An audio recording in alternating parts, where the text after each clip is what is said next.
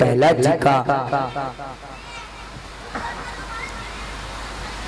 मान रखा, ऐसे ही भगवान श्री ठाकुर जी के जो परम भक्त हैं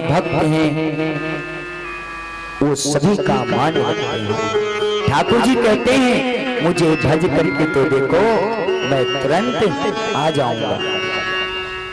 इसी वंश में एक दैत्य और हुए थे जिनका नाम प्रतीक रूप आदित्य के जो पुत्र थे, इन्हीं के वहां महाराज शुक्राचार्य जी हुए थे। ये दैत्यों के गुरु थे।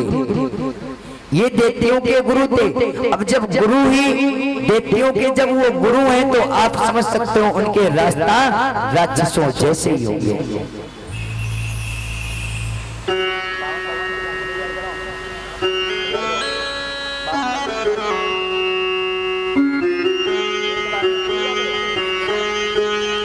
आज दैत्यों के जो गुरु थे शुक्राचार्य ने, उन्होंने प्रभु के चरणों में जो प्रसाद चढ़ता है उसको कभी पैरों के नीचे नहीं डालना चाहिए। और आज दुर्वासा ऋषि से यही हुआ। उनको एक प्रसादी माला मिली थी, उन्होंने जाकर के गज के अतिरिक्त द्वार से डाल दिया था। गज ने उसको अपने पैरों से रौंद दिया था। इंद्र ने देखा, इंद्र के प्रभात द्वार से शुक्राचार्य ने, जो उनके शिष्य थे राजा बलि, उन्होंने पूरे ब्रह्मांड में अपना कब्जा कर लिया था। तीनों लोगों को उन्होंने अपने कब्जे में ले लिया था। अब सभी देवी देवता परेशान होने लगे।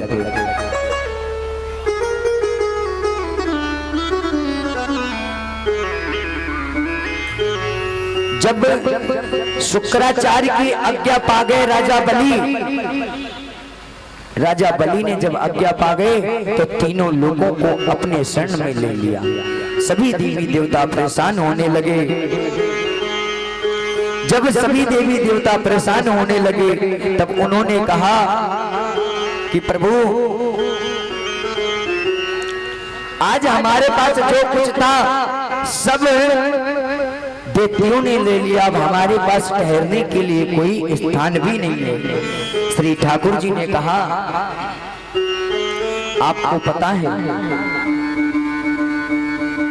जब दैत्यों का अत्याचार बढ़ जाता है तब मेरे गोविंद कोई अवतार लेकर के आते हैं।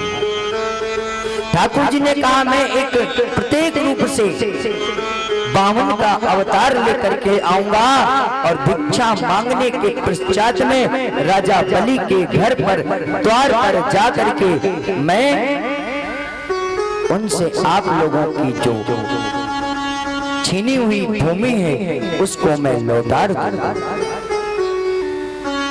ठाकुर जी से कहने लगे, इधर सुखदेव जी कहते हैं, राजन परीक्षित, वासुकी नाग की रस्सी बनाई और मंद्रांचल पर्वत का राई और कह दिया, तुम लोग जाकर के समुद्र मंथन करो और मैं बहुत जल्दी अवतार लेकर के आऊंगा। जो मेरा अवतार होगा वो बावन का अवतार होगा। आज सभी देवी और देवता एक तरफ हैं और दैत्य एक तरफ हैं, क्योंकि दैत्यों के जो गुरु थे वो शुक्राचार्य थे और शुक्राचार्य बहुत चतुर थे। शुक्राचार्य जी महाराज थे, वो बहुत चतुर थे। अब इधर जब समुद्र मंथन होने लगा तब सबसे पहले आदि उसमें से हलाहल निकला।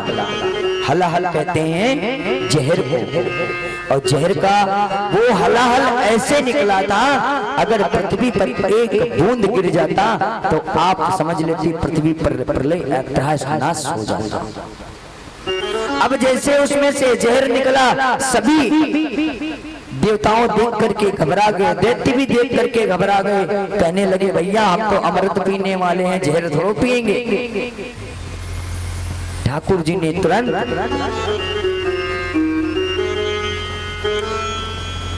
भगवान शंकर को आदेश दे दिया। भगवान शंकर ने जाकर के उसी हलाहल का पान किया और उनके कंठ पे नीला नीला एक निशान बन गया। उसी दिन से भगवान शंकर का नाम नीलकंठ महाराज पड़ गया। बोलो भोलेनाथ महाराज की जय हो। अब जैसे ही इधर हलाहल भगवान शंकर पी गए, इतनी प्रभाव इतना गर्म था वो हलाहल कि वो कंठ नीला नीला हो गया। इतनी गर्मी थी उस हलाहल में कि भगवान शंकर के गले पे जलन होने लगी। भगवान शंकर मन में सोचने लगे इसको शांत करने का एक ही तरीका है। अगर आचार्य जी कुर्सियों की कमी पड़ रही है तो मंगवा लो, जाके बोल दो दे जाएंगे। जाओ चले जाओ, मैं घर पे चले जाओ, भैया के कुर्सी की कह देना भिजवा देंगे।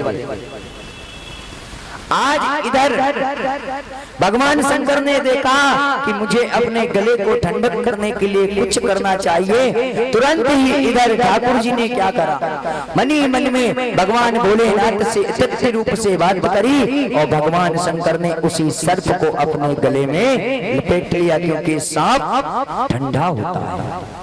जैसे ही भगवान शंकर ने अपने गले में सर्प लपेटा, ध्यान रखना सर्प किसी कारण वश लपेट रखा है भगवान भोलेनाथ ने, कोई शौक में नहीं। बहुत लोग ऐसे हैं जिनको पता ही नहीं कि सर्प भगवान शंकर ने लपेटा क्यों है। सब्र कर लो, टाइम हो रहा है। बोलो बाबा बिहारी लाल की।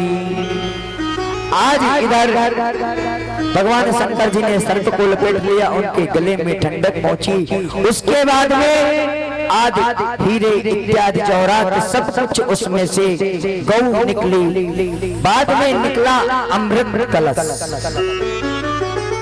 जैसे ही अमृत कलश निकला कामधेनु गौ निकली। गौ तो देवताओं ने ले लिया। अमृत जब निकला तब राक्षसों ने उस अमृत को देवताओं से छीन लिया। अब कहने लगे, भगवान मन में सोचने लगे कि अब देवताओं के पास तो ना तो जमीन है, ना जगह है, ना रहने का स्थान है, और एक बचा था अमृत वो भी नहीं रह गया है। तो अब क्या करना चाहिए।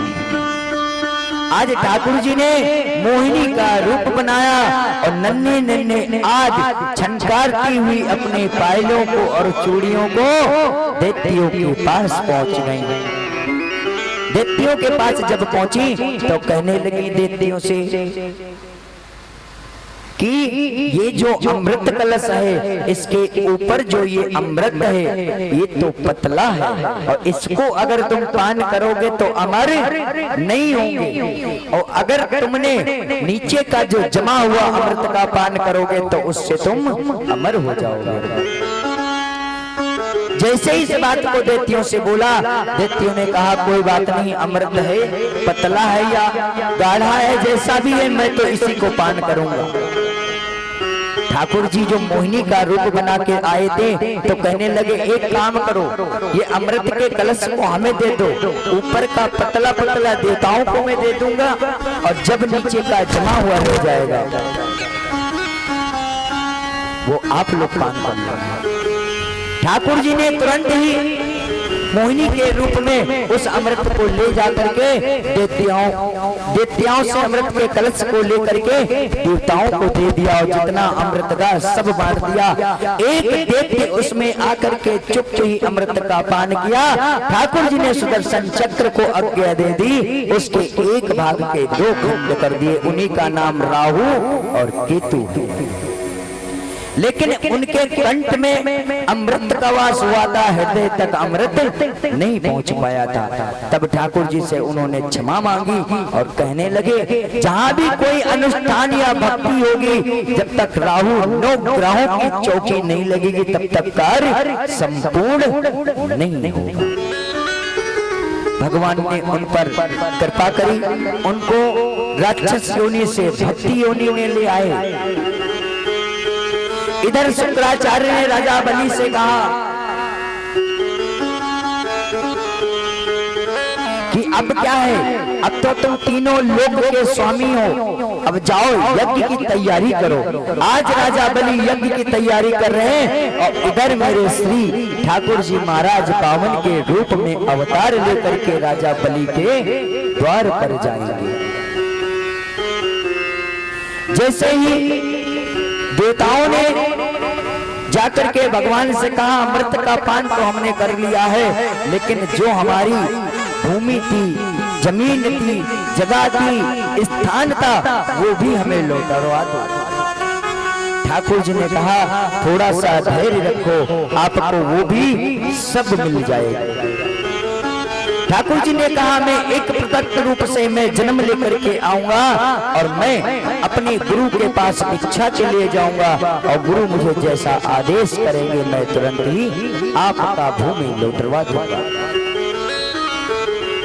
आज जैसे ही इधर भगवान मोहिनी का रूप बना के आए और दूसरे रूप में ठाकुर जी से सभी देवताओं ने बात करी और आज भगवान बावन के रूप में अवतार लेके आएंगे। बोलो बावन भगवान की जय हो, बोलो श्री वृंदावन बिहारी लाल की जय हो। आचार्य जी झांकी तैयार हो तो ले आओ।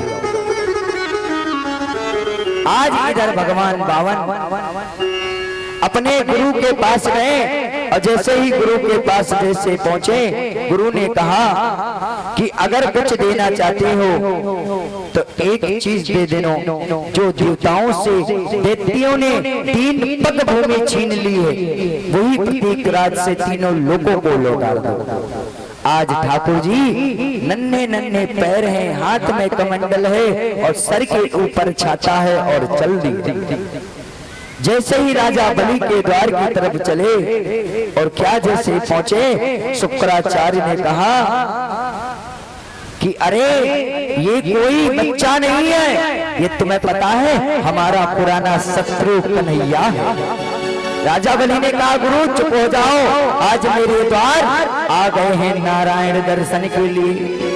जैसे ही इस बात को बोला तुरंत ही ठाकुर जी ने मन ही मन मुस्कुराने लगे। राजा बलि आए, राजा बलि आकर के देखा, भगवान के चरणों में प्रणाम किया और कहने लगे ठाकुर जी से कि मैं आपकी छवि देख करके मैं इतना मन मोह गया हूँ, आप मुझसे कुछ भी मांग लीजिए। जैसे ही मांगने की बात आई, ठाकुर जी कहने लगे ऐसे मुझे कुछ नहीं चाहिए, पहले संकल्प करो। इसीलिए आप लोग भी ध्यान देना, आप भी कुछ दान करते हो, किसी ब्राह्मण को या किसी को संत को घर पे पूजन या अनुष्ठान या भोजन कराते हो तो संकल्प जरूर कराना चाहिए। क्योंकि संकल्प का मतलब क्या होता है, हम जमीन जगह खरीदते हैं, जब तक हम उसका रजिस्ट्रेशन ना कराएं क्या हमारी प्रॉपर्टी है वो, और जैसे तुम्हारे नाम हो गई तो तुम्हारी प्रॉपर्टी है। ऐसे ही संकल्प का महत्व होता है। संकल्प कराने से देवताओं को पता चलता है कि आज इनके घर ये कार्य हो रहा है। अब वो ठाकुर जी के पास उनकी एंट्री हो जाती है। बोलो बाबा बिहारी लाल की जय, बोलो श्री राधा रानी सरकार की जय, बोलो श्रीमद् भागवत महापुराण की जय, बोलो बंसी वाले की। एक छोटा सा भजन, उसके बाद में बावन भगवान के सुंदर झांकी जी दिल ले मुरलिया वालो। कौन कौन ठाकुर जी की सेवा में खड़ा होगा, अभी खड़े हो जाए।